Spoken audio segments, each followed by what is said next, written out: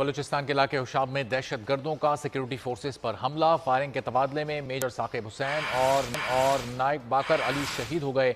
एक अहलकार भी शहीद हो गया। फायरिंग का तबादला हुआ। मेजर साकिब हुसैन और नाइक बाकर अली इस फायरिंग के तबादले में शहीद हुए, जबकि हमले में एक अहलकार भी शहीद हुआ। बलूचिस्तान के इलाके हुशाब में दहशत गर्दों ने सिक्योरिटी फोर्सेस पर हमला किया और फायरिंग का तबादला हुआ। गोलियों की जद में आकर मेजर साकिब हुसैन और नाइक बाकर अली शहीद हो गए, जबकि एक अहलकार भी यहाँ पर शहीद हुआ। ये अफसोसनाक वाक़या पेश आया बलूचिस्तान के इलाके होशाब में, और इस हमले में 2 अफसरान और एक अहलकार शहीद हो गए। अहलकार बारूदी मवाद की तलाश में मसरूफ़ थे कि इस दौरान फायरिंग का तबादला हुआ। बलूचिस्तान के इलाके होशाब में दहशत गर्दों ने अचानक हमला किया।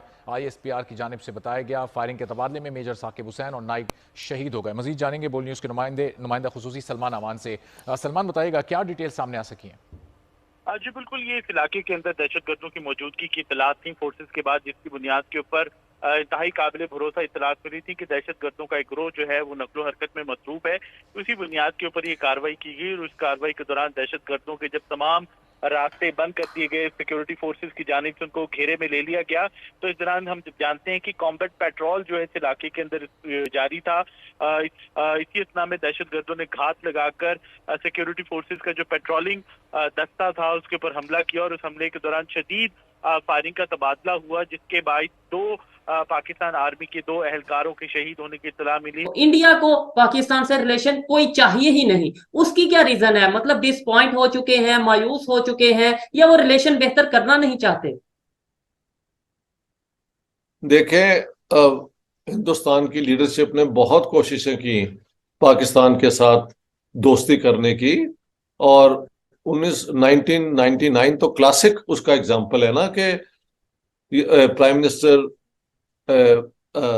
अटल बिहारी वाजपेयी आए लाहौर, और पुराने वो लोग जिनका लाहौर से ताल्लुक था, देवानंद और कुलदीप नैयर, और ये सारे जो वेस्ट पंजाब के लोग गए हुए थे, महेंद्र कपूर सिंगर जी, ये सारों को वो लेके आए मिशन के ऊपर। और बहुत यहाँ पे भी प्राइम मिनिस्टर नवाज शरीफ ने उनको बहुत वेलकम किया। और वाजपेयी साहब फिर मीनार पाकिस्तान गए, वहां उन्होंने ऐलान किया भी हम पार्टीशन के खिलाफ थे, लेकिन आज हम इस चीज को खत्म करके पाकिस्तान और हिंदुस्तान की दोस्ती को तस्लीम करते हैं। ये 2 रियासतें हैं, मिलके हम काम करेंगे। और कश्मीर पे भी हम देख रहे थे कि बड़ी एडवांस आर्गुमेंट, मतलब प्रोग्रेस हो रही थी। ठीक है। वो गए हैं तो पीछे से इन्होंने कारगिल कर दी, जनरल मुशर्रफ ने और उनके 3-4 जनरल्स ने। और वो मौका फिर जब हाथ से गया, उसमें जंग हुई, और हमारे तो बेनजीर भुट्टो के कहने के मुताबिक 3000 से ज्यादा पाकिस्तानी मारे गए। हमने तो कभी माना ही नहीं कि हमारी फौज उसमें लड़ी है। बाद में अलबत्ता वो पता नहीं निशाने हैदर या वो कौन सा वो दे भी दिया।